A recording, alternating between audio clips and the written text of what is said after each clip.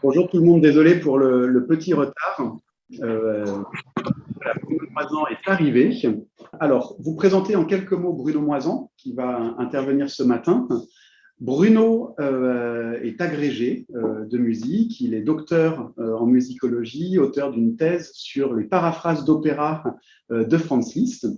Une thèse qui l'a mené à travailler, à publier sur Liszt, notamment un ouvrage, une monographie Liszt, virtuose subversif chez Symétrie, il y a maintenant, je pense, une dizaine d'années.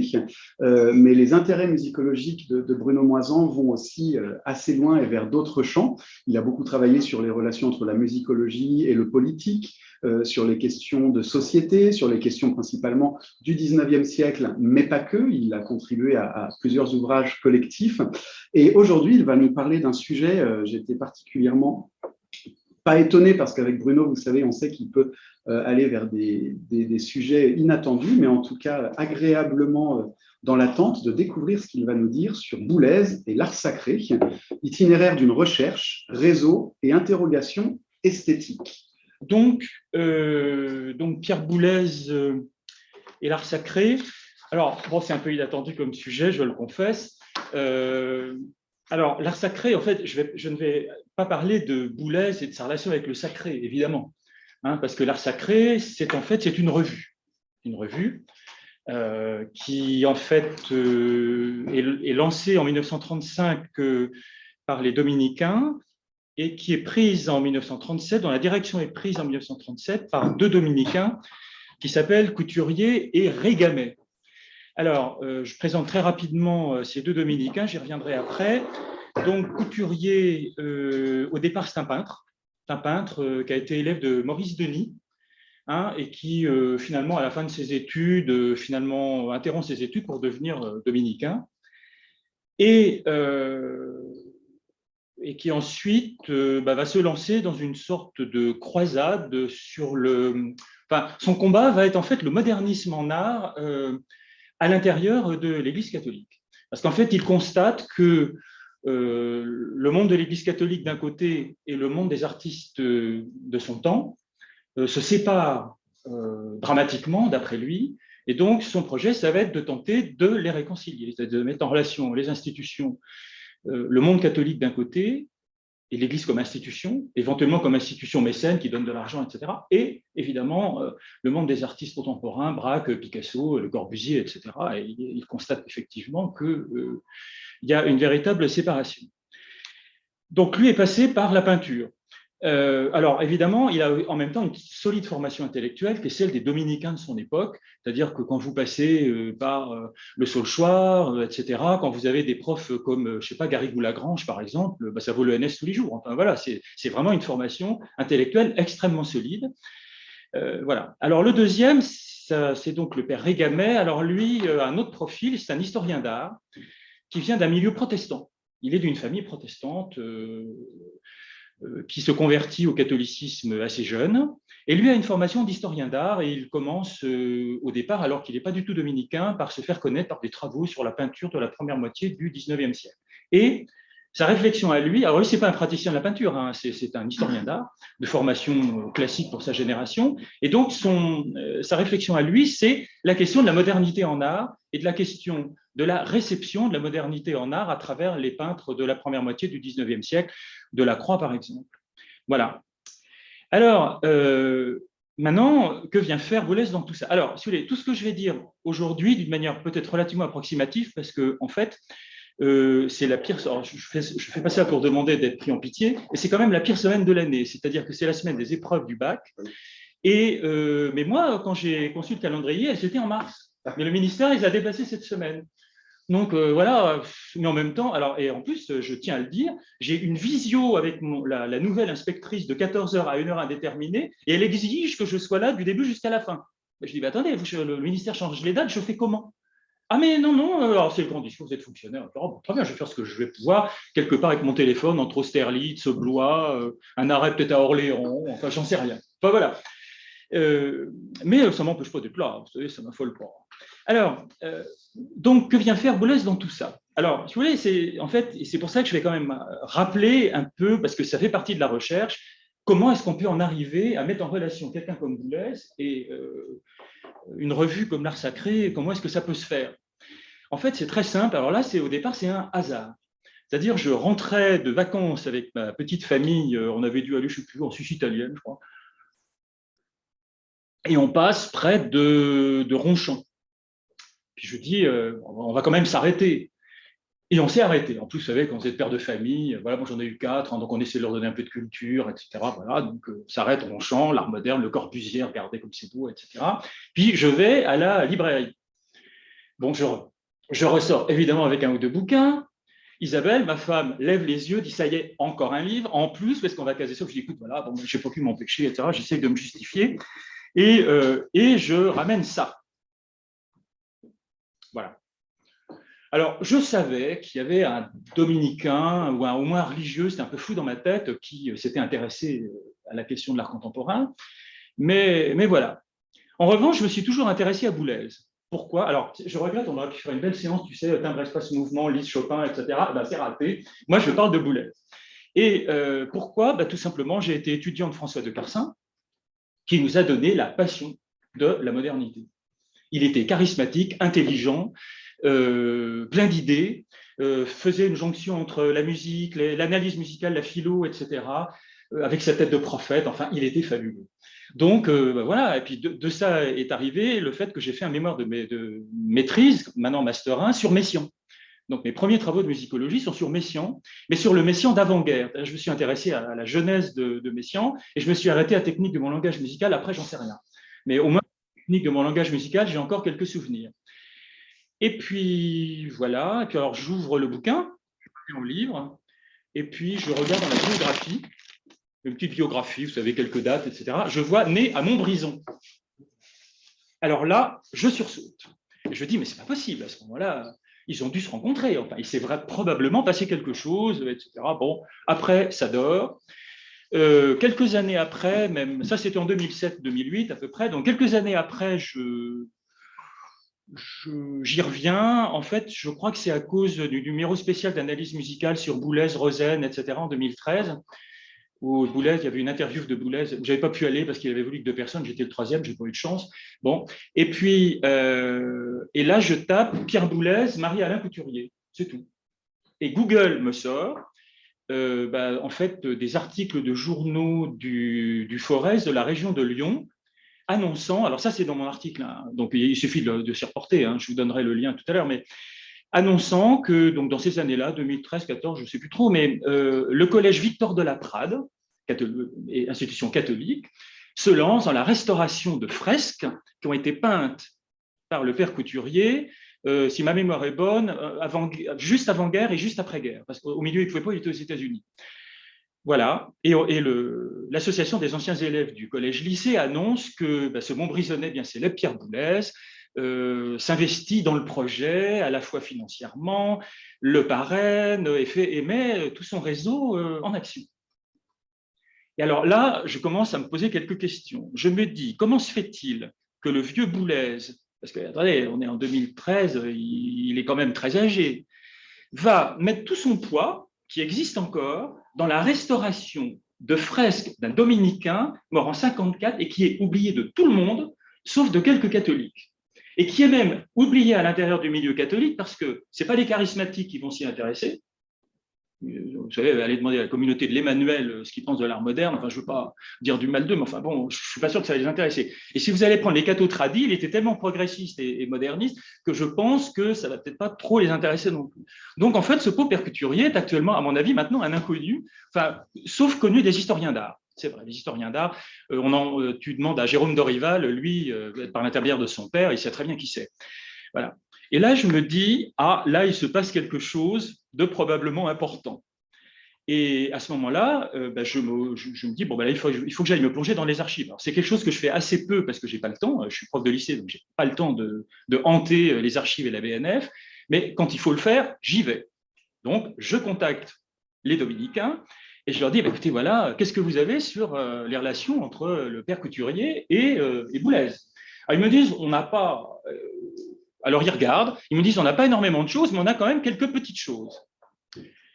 Et ils me disent, venez. Donc, j'y vais et je me plonge à ce moment-là dans dans le fonds couturier, parce qu'il existe, hein, dans les archives des Dominicains, et là, je fouille en fait dans ses agendas, et je vois effectivement des liens, notamment le père couturier de retour aux États-Unis. Je crois donc que ça doit être en août 45, si ma mémoire est bonne. Donc, débarque par bateau à Marseille, et ensuite il remonte jusqu'à Montbrison. Et donc, 3 jours après, il y a, ça je m'en souviens très bien, il y a dîner chez Jean de Point-Boulez. Donc, il revient tout juste des États-Unis. Si vous voulez, Boulez, à ce moment-là, on est en 45, il a 20 ans. Et alors, Boulez, est-ce que c'est les parents ou est-ce que c'est Boulez lui-même ou les deux? Ça, je ne le saurais jamais, il est mort. Mais en tout cas, je sais qu'il y a une vraie rencontre. Et puis alors, bon, je regarde plusieurs dates, etc. Et je reconstitue un certain nombre de rencontres. Alors, en 47, les parents de Boulez déménagent à Paris. Mais jusqu'en 47, il y a des rendez-vous à peu près réguliers, au moins entre la famille Boulez et le père couturier. Il faut imaginer le père couturier, c'est une star. Les agendas du père couturier donnent le vertige. C'est-à-dire, en gros, tout le monde est là. Tout est là. Braque, Picasso, Julien Green, c'est normal, il était assez catho, mais voilà, Le Corbusier, enfin, ils y passent tous. Sans compter les réseaux mondains, dîner chez de Croisset, dont le père de mémoire du conseiller d'État, je ne sais plus, enfin, voilà, tout le monde est là, la marquise de trucs, enfin, voilà. Et puis surtout, dans ce bouquin, oui, probablement. Mandat Grancey, oui, ça peut. Et puis surtout, dans le bouquin, je vois ça aussi. Donc, l'interview de la sœur du père couturier, qui s'appelle Jeanne Ecardi Couturier, et qui dit « Mon oncle, alors voilà, il connaissait des écrivains, il était particulièrement proche de Julien Green, chez qui il prenait le thé, d'accord. Bon, mon oncle a fait se rencontrer Pierre Boulez, qui est originaire de Montbrison lui aussi, et le père Florent, organiste de la messe des artistes. C'est ce dernier, le père Florent, qui jouait lors de l'enterrement de mon oncle les 2 mélodies qu'il fredonnait toujours, etc. Bon, écoutez, voilà. Donc, du coup, arrive le 3e larron de la revue de l'Art sacré, qui est le père Florent, alors qui est un peu en retrait à l'intérieur de la revue, parce que c'est une revue de plasticiens.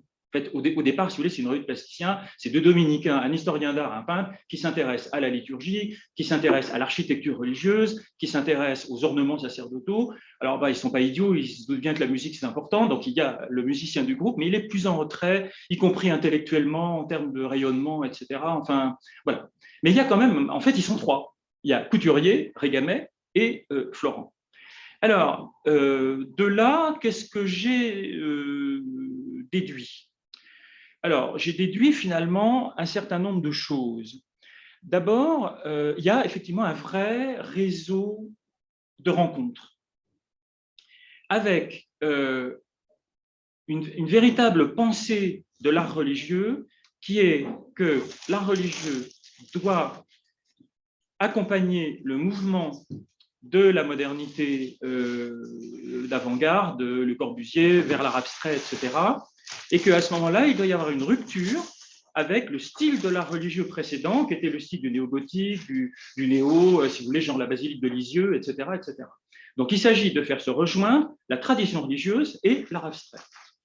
Voilà. Alors, ensuite, il y a quelques numéros sur la musique, assez peu nombreux, mais dans le premier numéro sur la musique de 46, alors je dis tout ça de mémoire, je peux dire quelques bêtises, hein. Les non-bêtises sont dans l'article. À moi, j'ai peut-être aussi écrit des bêtises dans l'article qui va échapper, mais à ce moment-là, il faudra me le dire. Mais voilà. Et donc, ensuite, dans les numéros sur la musique, vous avez, alors les articles sont faits par le père Florent. Alors, j'ai prévu de faire un article là-dessus, hein, la musique et l'art sacré, qu'est-ce que ça raconte, quels sont les articles, quelle est l'idéologie du texte, des textes, etc. Alors, bon, il y a d'abord, dans le numéro de 46, il y a un très grand article du père Florent sur musique et modernité. Bon, musique religieuse et modernité. Alors, c'est quand même un peu curieux, c'est que dès le début, on voit arriver Webern, en 46, hein, on voit arriver Webern, on voit arriver Leibowitz, on voit arriver la question, la musique religieuse peut-elle être atonale ou pas? Et alors, bon, écoutez, je connais quand même bien les milieux catholiques. Je suis d'une famille catholique, je le suis resté, j'ai eu une véritable éducation catholique comme on n'en fait plus, y compris même dans ma génération, et je ne vois pas comment un dominicain, même très ouvert d'esprit, pourrait mettre en 1946, dans un article sur la nécessité de moderniser la musique religieuse, Webern et Leibowitz, si Boulez n'est pas loin. Je ne peux pas le concevoir. Alors, après, je fais peut-être un mauvais procès aux dominicains en leur disant que vous avez besoin de Boulez pour connaître Leibowitz, etc. Mais je ne vois pas comment c'est possible. Sans compter que moi, mes agendas me disent quand même, ah bah oui, ils se voient un peu, etc., etc. Bon, le père Florent, alors il y a un truc très drôle dans le numéro, il y a une espèce de table ronde qui a été simplement retranscrite, si vous voulez, avec Roland Manuel, le père Florent, Baudrier et Le Sur, si mes souvenirs sont bons, Daniel Le Sur. Et un moment, il parle, dans la table ronde, le père Florent parle de jeunes gens radicaux et très avant-gardistes qui veulent tout casser, etc., etc. Moi, je pense d'abord que les jeunes gens, je pense qu'il y en a probablement plutôt un, et que ce jeune homme, c'est probablement Boulez. Donc ça, si vous voulez, c'est que, en fait, on peut aussi voir une présence invisible, parce qu'il n'y a pas de nom, si vous voulez, mais quand même de Boulez dans les articles sur la modernisation de la musique religieuse. C'est-à-dire qu'on voit bien, il y a ça. Donc là, bon, ça c'est ce que je suis en train. Dès que j'aurai un peu de temps, je reprendrai ça, puis je ferai un article là-dessus où je reprendrai les numéros, et puis je dirai, bon, voilà. Alors ça, c'est, donc si vous voulez, c'est le numéro de 46. Alors les relations ont duré à mon avis, jusqu'en 47, à peu près. C'est très court, ça fait 18 mois. Bon, il y a un autre document très intéressant qui est fait, alors aussi par, ce numéro est très bien. Je vous le conseille, il vaut 6 €. Vous achetez ça au conseil général ou régional ou à la communauté de communes de Montbrison. Et vous avez notamment, ils ont exhumé un article du jeune Boulez qui, d'après, enfin, ils ne le mettent pas, mais quand on lit le texte, ça doit être de 48, qui s'appelle La modernité, la musique et le mouvement moderne. Alors, c'est écrit à deux, mais je n'arrive pas à déterminer la part de l'un et l'autre, mais enfin, à un moment, on voit bien que c'est quand même Boulez qui écrit. Donc voilà, sur Stravinsky, sur Messiaen, sur la présence du folklore, etc.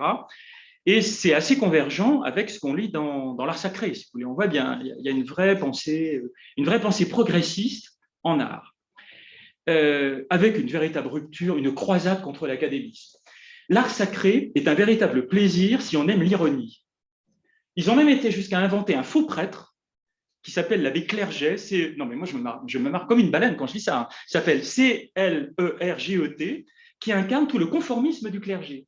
Donc, en fait, ils lui font dire, c'est une invention de Régamet, ça. Donc, Régamet fait dire à ce faux prêtre toutes les imbécilités qui circulent dans le milieu ecclésiastique et qu'il s'agit évidemment de démolir. Voilà. Donc, vous avez une dimension extrêmement progressiste, extrêmement volontariste, et en fait, ce sont des gens qui cognent. Alors, vous savez, j'ai ramené un autre texte parce que ça vaut quand même le coup. Alors, ça, c'est un livre de 71 qui a été publié par le père Régamet. Le père Couturier était mort depuis 14 ans, mais ce sont des textes du père Couturier. Et voilà le titre. L'Évangile est à l'extrême, disloquer les structures mentales de l'Église. Je répète, l'Évangile est à l'extrême, disloquer les structures mentales de l'Église. Et alors, la quatrième de couve est très drôle, je vous la lis, elle est devant moi. On se querelle beaucoup à propos de messes en jazz ou d'églises blocos. La bataille entre adversaires et partisans d'inédits en liturgie comme en architecture ne se joue pas, en fait, mais ça, c'est pas bête du tout, entre des forces vraiment conservatrices et une volonté de renouveau. Elle est le conflit de deux modernités, l'une médiocre et prétentieuse, satisfaisant collectivités et organismes ecclésiastiques, l'autre représentant les plus hautes valeurs d'expression du temps présent, représentées par les maîtres. Ce fut déjà dans les années 50 l'aventure de l'art sacré, dont Marie-Alain Couturier se montra l'infatigable promoteur. Les manifestes qu'il a écrits à l'époque et qui sont regroupés ici ont été reconnus comme un des grands événements spirituels de l'après-guerre. On y voit l'évangile contesté sans relâche, tous ceux qui voudraient éteindre l'esprit. Non mais c'est magnifique, je redis, on y voit l'évangile contesté sans relâche, tous ceux qui voudraient éteindre l'esprit, évidemment l'esprit avec un grand E, c'est logique, c'est pas l'esprit sans rien. Voilà. Alors, donc ça, c'est les premières choses que j'ai mises en évidence. Ensuite, j'ai mis en évidence un réseau de la Loire. En fait, si vous voulez, quand on y regarde un peu plus près, tous ces gens-là viennent de la Haute-Loire, y compris Suzanne Tesna. Alors, les biographes de Boulez disent que c'est Pierre Souchinski qui a fait la rencontre, etc. C'est probable. Alors, il se trouve qu'il y a aussi dans les carnets de Couturier Boris de Schleuser, voilà, enfin tout ça, ça résonne, si vous voulez. Mais Suzanne Tesna, vous savez, c'est les Tesnas du Moncel, donc c'est une famille bien connue alors de la bourgeoisie riche, qui a un nom à Courant d'air et qui, si vous voulez, a fait fortune dans les rubans. Voilà. Donc, c'est une des grandes familles de Saint-Étienne. Alors, je veux bien croire que Suzanne Tesna a un salon à Paris, comme le dit Rosen, avec beaucoup d'humour, qu'elle cherchait quelqu'un pour valoriser son salon. Il se trouve quand même que les Tesnas du Poncel, c'est aussi Saint-Étienne. Donc, voilà. Donc, c'est intéressant parce que ça montre très bien le rapport qu'il peut y avoir entre la province et Paris. Vous voyez, moi, ce qui me frappe beaucoup dans cette histoire de Boulez et de l'art sacré, c'est que vous demandez aux gens de Montbrison, pour eux, ils le savent. Même les vieux de Montbrison se souviennent très bien du jeune Boulez avec son professeur de musique de Victor de la Praz, le bon abbé Coiset, qui est en photo dans mon article, et la photo a été donnée par Denis Havard de la Montagne. Denis Havard de la Montagne, ce type est fabuleux, si vous voulez, c'est celui qui, d'après moi, connaît le mieux tous les milieux cathos et même l'enseignement musical de 1850 à 1950. C'est le petit-fils du maître de chapelle de la Madeleine. Il sait tout. Donc, il a un site qui s'appelle Musica et Memoria, il faut y aller, c'est une mine d'or. Voilà, donc, il m'a trouvé l'abbé Coiset. Donc, Boulez, d'après les gens de Montbrison, et le président qui me l'a reconfirmé de l'association, eh bien, en 45-46, je ne sais pas trop l'année, mais il s'amusait à faire des expériences de musique concrète dans les rues de Montbrison. Donc, vous avez un prêtre en soutane avec le jeune Boulez en train de taper sur des bidons, etc., pour secouer les locaux, si vous voulez. Voilà. Donc, il y a un vrai problème très intéressant qui est la relation entre Paris et la province. Donc, ça, c'est ce que j'appelle le réseau ligérien. Alors maintenant, quand même, parce qu'il ne faut pas que je bouffe tout l'espace, quelques éléments sur ce que je compte un peu faire, c'est les prolongements esthétiques. Alors, prolongement esthétique, à mon avis, il y a trois choses. D'abord, alors, je ne connais pas les textes d'Yves sur Messiaen et je n'ai pas notamment eu le temps encore, parce que j'ai été un peu pris par le temps, mais déjà le texte qu'il a écrit dans le collectif qui a été coordonné par Rob Fallon. Mais Rob Fallon, je le connais, parce que quand je vais aux États-Unis, je le vois, parce que c'est un ami de ma fille, on se connaît bien. Bon, alors, Rob, lui, l'histoire de l'art sacré, ça ne lui a pas échappé. Alors, il y a le problème Messiaen. Bon, moi, je ne vais pas m'amuser à m'occuper de Messiaen maintenant, même si je m'en suis intéressé avant. Mais ce qu'on voit très bien dans l'art sacré, c'est que, en fait, ils ont une attitude ambiguë et très savoureuse envers Messiaen. En gros, comme ils veulent quand même rapprocher le monde catholique et l'art contemporain, ils ne sont pas idiots. Ils se disent Messiaen, c'est quand même une figure de l'époque, du temps présent. C'est une figure du temps présent qui compte. En plus, il a le bon goût de se proclamer catholique pratiquant. Donc, écoutez, ils ne vont pas cracher dessus, puisqu'ils se plaignent que justement les autres ne le sont pas. Donc, évidemment, c'est quand même intéressant quand on est dominicain, catholique, de s'intéresser à Messiaen. Simplement, le père Florent a fait un article assez drôle, enfin pas drôle, mais quand même un peu drôle, sur les petites liturgies, parce que 46, c'est les petites liturgies, donc ils font une recension sur les petites liturgies. Alors, la pensée du père Florent, si je tarde, c'est que j'ai du mal avec lui, j'ai du mal à comprendre sa pensée, c'est compliqué, enfin, il va me falloir du temps. Bon, y compris probablement pour le critiquer. Lui, c'est un prêtre diocésain, il est Clermont-Ferrand, il a d'abord été au grand séminaire de Clermont, puis ensuite, après, il est parti chez les dominicains, etc. Bon, je ne sais pas. Autant Couturier, pour moi, c'est assez simple, autant Régamès, c'est simple, autant Florent, c'est pas de chance, c'est le musicien. Donc, c'est un peu compliqué pour moi à gérer. Alors, simplement, en gros, si je résume, Messiaen, langage très moderne, très intéressant, mais alors, il y a quand même un problème d'esthétique. Et si vous voulez, moi qui viens je le redis encore, qui est vraiment probablement un ADN de catholique classique très profond, eh ben, si je transpose, si je lis, enfin, si j'interprète ce que dit le père Florent et que je mets ça en relation avec ma propre expérience, évidemment, c'est mon expérience, elle n'a pas de valeur scientifique, j'en conviens. Eh ben, pour moi, les petites liturgies, c'est impossible. Si vous voulez, mon Jésus, non, c'est pas possible, même dans un contexte catholique, c'est impossible. Esthétiquement, attendez, vous ne pouvez pas mettre les dégoulineries des petites liturgies après Pascal, Bérulle, Lacordaire, c'est pas possible, enfin c'est impossible. Voilà. Donc, voilà. Ah, Messiaen, oui, mais alors, quand même.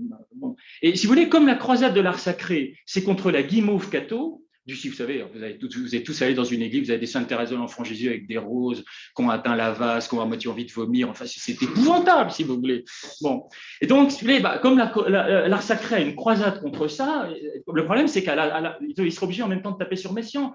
On fait comment? Donc, en fait, alors, je ne peux pas les accuser de jésuitisme, c'est des dominicains. Mais, si vous voulez, bon, on voit bien qu'ils sont très embarrassés. Alors, maintenant, Boulez. Alors, Boulez, que dire, que faire de ça? À mon avis, il y a pour moi, il y a une incontestable filiation. C'est-à-dire que, même si ça a été très court chez lui, il a été en contact, notamment avec le père Couturier, avec un profil de personnalité radicale. C'est-à-dire, le père Couturier est quelqu'un qui va jusqu'au bout. Et pour aller jusqu'au bout de ses idées, il est prêt à cogner contre son environnement.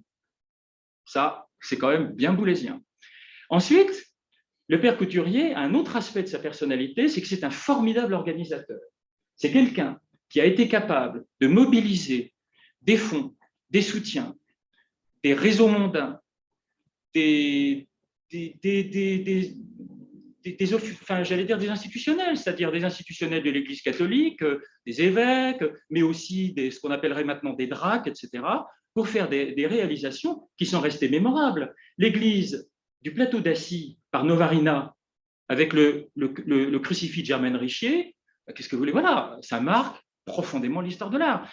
Les vitraux de Brézeux, pareil. L'église de Ronchamp, il y a eu un moment une incertitude, est-ce que c'est Couturier ou pas? Et en fait, apparemment, il y a un témoin qui dit, alors j'ai mis la page quelque part ici, sur Ronchamp, mais je vous lis le texte parce que ça vaut le détour. Il est le mensonge architectural. Ah voilà, alors, le témoin dit, j'ai assisté ce jour-là à une conversation extraordinaire, je ne peux y repenser sans émotion. Bon d'accord, moi je ne dis rien, je suis au bout de la table de marbre. À droite, le père Couturier est dans sa magnifique robe blanche. Oui, alors il faut imaginer quand le père Couturier vient au premier concert de Boulez, alors il faut que j'affine la chronologie boulésienne et tout, pour moi c'est un cauchemar, mais bon, bref. Mais bon, vous imaginez, le jeune Boulez, il a 20 ans, si quand j'ai vu 19h concert Boulez dans les agendas, le père Couturier vient, un des tout premiers. Vous imaginez ce dominicain en robe blanche avec. Non, mais ça fait de l'effet, enfin, visuellement déjà. Bon. Vous voyez? Alors, à gauche, Le Corbusier contre le mur défend son point de vue. Je n'ai pas le droit, dit Le Corbusier, prenez un architecte catholique. Et le père Couturier lui explique que la décision de demander à Le Corbusier est prise en connaissance de cause, en sachant qu'il n'est pas religieux. Finalement, il lui dit Le Corbusier, je m'en fous que vous ne soyez pas catholique, il nous faut un grand artiste. Et l'intensité esthétique, la beauté que vous allez faire éprouver par ceux qui viendront dans la chapelle va permettre à ceux qui ont la foi de retrouver ce qu'ils viennent chercher. C'est pas idiot quand même, il faut y penser. Il y aura, ça c'est moi qui rajoute, il y aura convergence de l'art et de la spiritualité et vous atteindrez beaucoup mieux notre but que si nous demandions un architecte catholique. Il se croirait obligé de faire une copie des anciennes églises. Fermez les guillemets. Le Corbusier fut songeur quelques secondes, puis il dit « alors j'accepte » et il dessina la chapelle de Ronchamp. Voilà. Alors, donc, si vous voulez, de Boulez, et puis alors surtout, dernière chose, Couturier est un polémiste redoutable. Il est redoutable. Un texte de Couturier, c'est du vitriol. Je regrette, on a tous lu Boulez, surtout les textes du jeune Boulez, c'est du vitriol aussi. Alors, après, voilà, après on quitte le domaine peut-être de la musicologie un peu sérieuse, moi je suis pas souvent très sérieux, mais bon, si vous voulez, pour aller après vers l'interprétation, mais en plus, si vous voulez, on voit bien même par exemple, les réserves que Boulez a sur Messiaen quand il dit la Turangalila, musique de bordel, etc. C'est du Couturier pur jus, pareil. Voilà. Bon, il aura probablement, et puis surtout dans son environnement à lui, où Boulez pouvait trouver ailleurs un système d'intellectualité progressiste aussi élaboré que dans ce trio de dominicains, pendant qu'il est en train de suivre les cours de Plécaussade et puis même les cours de Messiaen. Enfin, après, il y a le rapport à Renaud Barrault, ça va être autre chose. Si vous voulez. Là, c'est une autre étape, si vous voulez. Voilà. Alors, et dernier aspect que je vais évoquer très brièvement, c'est la question de Vatican II.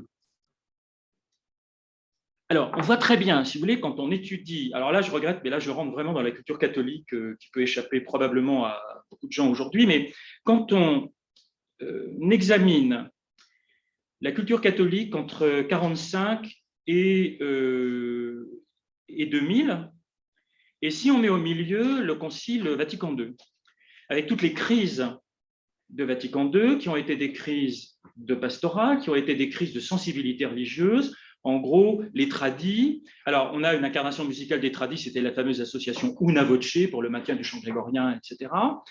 Les milieux progressistes qui ont bien chamboulé la liturgie, on faisait passer à la communion des corbeilles avec du pain au lieu des hosties, enfin, etc. Enfin, ceux qui ont un peu, se souviennent un peu de ça. on sent très bien que dans l'Église de France, les années avant 68 sont des années de grande tension entre les modernistes et les tradis. Ça, il y a eu la querelle de la Belloisie avant, enfin, c'est pas nouveau, si vous voulez, mais des moments de grande tension, mais qui étaient quand même contenus par une forme d'unité qui a explosé avec Vatican II. Et les conséquences musicales de Vatican II sont que l'Église, qui avait jusqu'à présent, historiquement, d'abord construit une musique liturgique chantable par le peuple, qui était une simplification du langage savant des différentes époques qu'a traversé la culture catholique et la culture chrétienne. En gros, vous prenez l'époque de Saint-Ambroise et puis Saint-Augustin, la musique chantée par le peuple, si on regarde un peu les confessions, etc., de Saint-Augustin, c'est en fait une simplification du langage effervescent des chantres. Bon. Vous lisez la décrétale de Jean XXII, 1325, vous voyez très bien, à l'inverse, si vous voulez, qu'il commence à y avoir une rupture, c'est-à-dire un langage savant, les hoquets, etc. Et puis, bon, on pose la question quand même du peuple, etc. Bon. Si vous prenez la musique baroque, même chose, vous prenez les messes de Dumont, c'est une simplification à une voix, si vous credo in unum deum patrem omnipotem, etc. C'est une simplification du langage tonal, si vous voulez. Mais à partir du moment où vous arrivez à un langage atonal comme celui des modernités musicales du XXe siècle, il y a un véritable problème de rapport avec le peuple. Allez donc chanter un saint, le Seigneur dodécaphonique. C'est pas possible. Donc, messiant très hypocritement, ben oui, non mais c'est pour ça, en fait, très souvent, moi, mon interprétation, c'est que la crise musicale de l'Église Vatican II, notamment en France, a été surinterprétée comme une crise idéologique et pastorale, alors qu'en réalité, c'est une crise musicale aussi. Oui. Et donc, à ce moment-là, qu'a fait l'Église? Elle s'est tournée vers la variété. Elle n'avait pas le choix. Elle s'est tournée, en fait, vers une autre modernité, qui est la modernité, les dévissages d'ampoule, la guidouille avec sa flûte, etc. Enfin, vous voyez, c'est ça. Et donc, ce qui pose du coup, à contrario, enfin, qui fait un rebond sur la question de la modernité musicale, liturgique, la problématique de l'art sacré, entre les arts plastiques et la musique. Le projet du père Couturier est parfaitement réalisable dans le domaine des arts plastiques. C'est-à-dire, quand vous faites l'église du plateau d'Assy, les gens regardent les tableaux, mais on ne leur demande pas de les faire. Mais par contre, si vous prenez une messe, vous êtes obligé de les faire chanter. Et donc, vous avez à ce moment-là une véritable impossibilité pastorale qui est une impossibilité musicale. Voilà. Donc ça, si vous voulez, c'est mon troisième axe de réflexion, qui est donc sur la question de la modernité musicale en relation avec le Concile Vatican II et la façon, si vous voulez, dont on l'a interprété. Voilà, bon, écoutez, j'ai à peu près tout dit. Le reste est dans l'article. Donc, vous tapez Bruno Moisan, Musimem ou Musica et Memoria, ou vous tapez Bruno Moisan, Boulez, j'en sais rien, enfin voilà. Et, vous tapez Bruno Moisan, Boulez, Couturier, vous arrivez dessus directement. Et là, il y a tous les détails, il y a les dates et les bons trucs. Enfin, voilà. Là, c'est un peu sérieux. Là, en plus, vu le contexte, je n'avais pas trop le temps de faire des notes, mais je vous donne à peu près, en gros, voilà. Merci Bruno. Je t'en prie. Et alors, j'ai tapé juste même Boulez jésuite et le premier résultat, c'est ton article. Donc voilà, dont le titre est Pierre Boulez et le père Couturier, retour sur une possible dette. Voilà. En effet, donc on le trouve très très facilement avec une iconographie, aussi, des documents d'archives que tu as trouvés, l'enquête sur les maîtrises de 44. Oui. Alors l'iconographie n'est pas de moi, elle est de Denis Havard de la Montagne en fait, parce que c'est à lui que j'ai voulu donner l'article, d'abord parce que je l'aime bien déjà. Donc, je suis très affectif, vous savez, donc voilà, je donne les articles à qui j'ai envie, donc parce que je l'aime bien. Et puis en fait, j'avais fait une émission de radio préparatoire à cet article, et il m'avait trouvé des éléments, donc forcément, mais l'iconographie est de lui. J'aurais voulu rajouter un dernier truc, mais ça me reviendra peut-être tout à l'heure. Oui. Mais donc, vraiment, je renvoie à cet article qui reprend en effet tout ce que tu as donné avec toutes les sources que tu as citées. Merci Bruno, je n'ai pas dit tout à l'heure en introduction que tu étais chercheur associé à l'IREMUS. Ah oui, merci, oui, c'est vrai. Oui. Que je t'avais invité déjà il y a un petit moment, mais bon, le confinement, etc., ça n'a jamais pu se faire parce que tu as dû être associé en 2019. Oui, c'est ça, oui. Voilà. Oui. Et te remercier parce qu'en effet, c'était une journée un peu rock'n'roll. Pour moi, c'est une journée vraiment maintenue, mais c'était important aussi que tu viennes dans ce lieu merci. Oui, que nous quittons dans un mois et demi.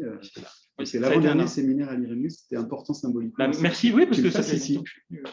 Voilà. Y a-t-il des questions? Oui, alors juste avant, j'ai demandé aux Boulésiens, avant de publier l'article, j'ai demandé, par exemple, un jour, j'ai un concert, je croise Laurent Bell, donc je saute dessus, je lui dis, le père couturier, Dominique, je n'ai entendu parler, Christian Merlin n'en revient pas, le seul à qui j'en avais parlé, c'est François Memoun, alors je voudrais quand même aussi le remercier, c'est-à-dire que si je fais aboutir ça, c'est parce qu'il me secoue aussi. Vous connaissez François Memoun, hein, donc Bruno, ton article, c'est pour quand? On en a marre et tout. Attends, je suis fatigué, etc. Mais, allez, bon. Et lui, enfin voilà, on se complète très bien parce que c'est quand même, je suis quand même sur son champ de recherche prioritaire, hein, c'est-à-dire le Boulez de 45 à 48. Donc, j'arrive là avec mon dominicain, inconnu de tout le monde. Enfin, mais du coup, de ce point de vue-là, François et moi, c'est une harmonie parfaite. Super. Voilà. Merci. Thomas, il y avait une question? Thomas Bottini, une question. J'ai une micro-question sur Marie-Alain Couturier, mais entre-temps, j'ai vu qu'il avait été assez proche des idées de l'Action française. Oui. Et donc, je suppose que la réponse à ma question va être non. Voici ma question. Alors, est-ce qu'il aurait, dans sa perspective de lier l'art moderne et la foi, eu une réflexion qui se serait aussi portée vers d'autres foi, peut-être à d'autres branches de la chrétienté, voire même peut-être à l'islam ou des choses comme ça? Alors, l'islam, non. Non, parce que, si vous voulez, le rapport... Non, les gens qui font le lien entre l'islam et le monde catholique, c'est... Massignon. C'est lui qui fait le lien, il est quand même de culture plutôt catholique, donc lui fait un lien réel avec l'islam. Après, les milieux de l'islam à cette époque-là, c'est vrai qu'il y a la question de la colonisation, il y a l'Algérie, il y a tout ça, c'est vrai, mais ça, je ne sais pas trop. Mais non, mais dans cette génération, c'est Massignon. Alors, Louis Massignon, c'est ça. Alors, maintenant, la question de l'Action française. Alors, effectivement, c'est une bourgeoisie à la base qui est relativement proche de l'Action française. Le père Couturier va être, avant d'entrer chez les Dominicains, va être vaguement tenté. Effectivement, bon, vous savez, l'Action française a pourri le monde catholique. Voilà. Moi, je me souviens, j'avais un grand-oncle chanoine qui haïssait l'Action française et qui disait à mon grand-père, n'oublie pas, Jean, le dieu de Maurras, c'est Zeus, un catholique ne peut pas être maurassien. Voilà, moi je viens de là, donc c'est clair. Donc, il a été un peu tenté, si vous voulez, par l'Action française, parce que de toute façon, Maurras exerçait une incontestable séduction, mais sur tout le monde, c'est-à-dire, mais aussi les non-catholiques, il ne faut pas croire. Maurras, c'était une figure. Bon, moi, je ne l'aime pas, mais voilà. Après, il y a de véritables contradictions avec le catholicisme, on va pas en parler, mais ils sont l'antisémitisme, tout ça, enfin, ça ne fonctionne pas.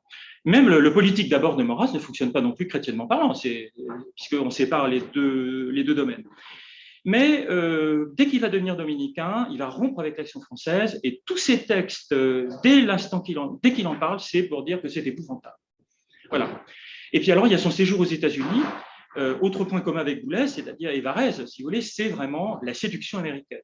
Le père Couturier passe 5 ans aux États-Unis. En 1939, il est pris par la déclaration de guerre, donc il reste aux États-Unis, il ne revient pas, il va prêcher donc sur la côte Est et puis au Canada. Et puis du coup, il passe les 5 années de guerre, et alors il a eu un rôle sur l'art moderne au Québec extrêmement important. Le père Couturier a des relations très très fortes avec le Québec, et il va être à l'origine de réalisations, etc. Et il discute avec les artistes, etc. Donc il y a vraiment chez le père Couturier un véritable tropisme américain, qui est passionnant, mais absolument passionnant. La relation entre le père Couturier et les États-Unis, c'est extrêmement intéressant. Donc voilà. Donc non. Et sa réflexion, alors il faut lire ses textes, il a sa réflexion sur l'Action française, il a une réflexion parfaitement théologique sur les relations entre le politique et le religieux, la subordination du politique au religieux, mais qui n'est pas une subordination de type islamiste, si vous voulez, c'est qu'il faut séparer les deux ordres. Voilà. Et qui a une infrastructure, si vous voulez, quand même chez saint Thomas d'Aquin, parce que ce sont tous des néo-thomistes. Hein. Donc voilà, à cause de ça, je ne peux pas développer plus, mais enfin, voilà.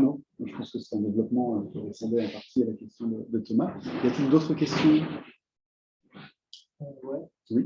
Du coup, quand vous parliez de Messiaen, comme quoi vous aviez dit, quand vous aviez dit que c'était un peu, vous avez utilisé le terme hypocrite pour parler. Est-ce que quand. Non, c'est pas Messiaen qui est. Enfin, oui, sur le chant grégorien, bah, oui, il est un peu. Moi, je dis qu'il est un peu tordu. C'est-à-dire, lui, il dit, déjà, quand je faisais mon. Oui, c'est le livre de Thomas Lacotte et d'Yves. Et bien. C'est quand même paradoxal que ce catholique pratiquant n'ait fait qu'une seule œuvre de musique liturgique, c'est, je l'ai chanté, je ne sais plus, Au Sacrum Convivium, c'est tout.